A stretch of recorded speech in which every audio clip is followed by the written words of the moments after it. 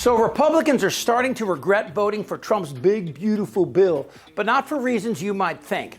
Apparently, they're hearing about some of its provisions for the very first time.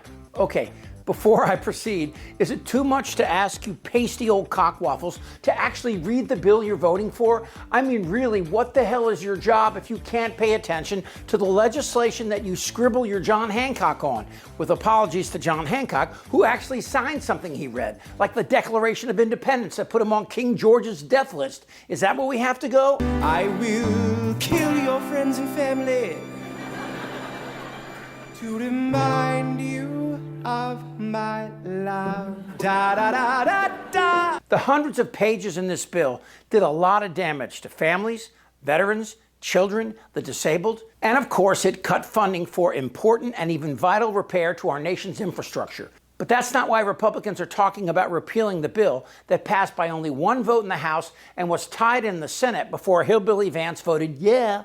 No, this is why. Seems one of the problematic provisions is a tax hike on gamblers that one professional sports bettor called potentially catastrophic for the industry. The clause would reduce the tax deduction on wagering losses from 100% to 90% starting next year. So several jugheads in Congress who voted for the bill now want to repeal it. That includes the House's top tax writer, a Congressman Jason Smith, a Missouri Republican, who said this tax hike is a mistake by the Senate and it needs to be undone. And here in Washington, some key Republicans in Congress are already regretting a tax hike on gamblers that they inserted into President Trump's so-called Big Beautiful Bill, with several lawmakers who voted for the legislation now calling for repealing it. That includes the House's top tax writer, Congressman Jason Smith, who told me this tax hike is a mistake by the Senate and that it needs to be undone. Senator Ted Cruz said it's unfair and that most Republicans didn't even know this was in the bill when they voted to pass it. The policy has sparked an outcry from gamblers, with one professional sports bettor calling it potentially catastrophic for the industry. It would reduce the tax deduction on wagering losses from 100% to 90% starting in 2026. Long story short, gamblers could be stuck with a tax bill even if they have zero net winnings in a year. So that's it. These Republicans are willing to stand up to Trump and pass a new version of this bill because the gambling industry is up their ass about losing access to millions of addicted Americans gambling away their salaries, homes, and even their lives? We'll get back to that in a second. But first, exactly what did this bill fail to do for the average American? Here's a hint. Bend over, grab your ankles. At a time of massive income and wealth inequality, this bill makes the obscenely rich, the oligarchs, even richer, while attacking the most basic needs of working families and the most vulnerable people in our society. This bill provides massive tax breaks to the richest people and largest corporations and pays for them by making gigantic cuts to Medicaid, the Affordable Care Act, nutrition, education, and other programs that are life and death for working families, the children, and the elderly. This bill is what Trump economics is all about. If you are rich or a large multinational corporation, if you can make huge campaign contributions, you are entitled to massive tax breaks, and Congress will give you those tax breaks. But if you are working class or poor, and you can't make those large campaign contributions, you are entitled to nothing. So the bill adds trillions of dollars to deficits and debt, but it's not like you think. It's not debt from spending dollars for things like extending child daycare or welfare or SNAP payments or research into the science of medicine and life-saving vaccines or helping to finance secondary and college education. That, of course, is a debt you could say might one day pay off. Now, these wankers could give a shit about the lower 90% of Americans who are struggling with everything from credit card debt to the student loan dilemma that is crippling young people's abilities to marry, have children, or own a home. You know, all that Leave It to Beaver shit Republicans pretend to care about. Now, the reason the deficit will rise dramatically is that billionaire and mega millionaires will see their taxes drop dramatically. But that's okay. I mean, they'll take those savings and reinvest it into new factories and more jobs for Americans.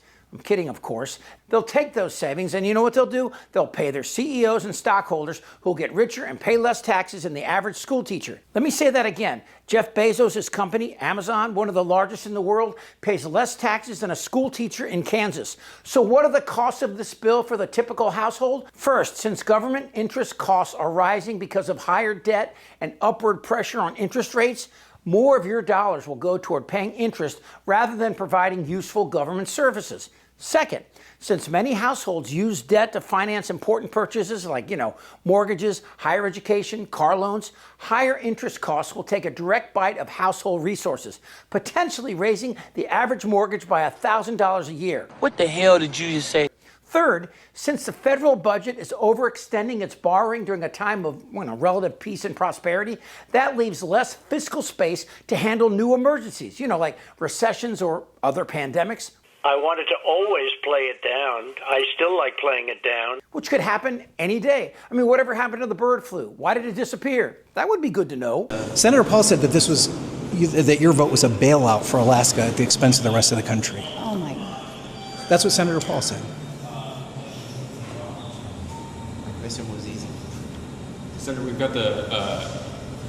I didn't say it, ma'am. I'm just asking for your response. I know that in many parts of the country, there are Americans that are not going to be advantaged by this bill. So Alaska Senator Murkowski said, "The hell with principle. I'll vote for it if you give my state money, so they'll keep voting for me." And one more thing. While climate change is ravaging the planet, this bill dramatically cuts U.S. climate investments, while bizarrely subsidizing the use of coal, which not only leads to more carbon in the atmosphere, but the bill offers no protection for miners' health while offering tax cuts for the coal industry. But let's get back to why Republicans want to repeal this bill: to protect gamblers. Kind of. I had become an out-of-control sports gambling addict. And I wasn't alone. Back in 2015, there were around 3 million people in the U.S. that had severe gambling addictions. I lived a lie for 9 years, all while living in the dark, shadowy world that is gambling addiction. By 2015, the scope of my addiction had reached a level that was hard for me to fathom. I had blown through over $1 million, not all of it mine, and was facing criminal charges. My addiction knew no bounds, and the choices I made during those years are with me forever. There was one particular choice I made back in 2013 that I will never shake. I took over $28,000 from my wife Erica's retirement account to feed my addiction. And of course, the bill that lowers the amount of a loss a gambler can write off has two angles. One, addicts, they're not going to stop gambling because of a write-off. They're addicts. And secondly, the bill offers no money for programs to help fight addiction because, well, there's no money in helping people, says every Republican in MAGA world. No one read it. That's the whole point. They wait till the middle of the night, they drop it in the middle of the night, it's printed in the middle of the night, and the next morning when we come in, it passes. Look, this bill is Trump's lie, a deficit-increasing gift to his billionaire buddies, and a very loud F-you to you and me. But really, what did you expect? Are you not entertained? Goddamn right. It's sitting on my desk. Trump admitted he knew Epstein for 15 years. Are you still talking about Jeffrey Epstein? Do you have no shame? They don't know what the fuck they're doing. Jeffrey Epstein? I don't want to talk about this stuff. Am I wrong? Yes! Tick-tock! You're in a lot of trouble, Donnie. I think he's crazy. I'm Chip Franklin.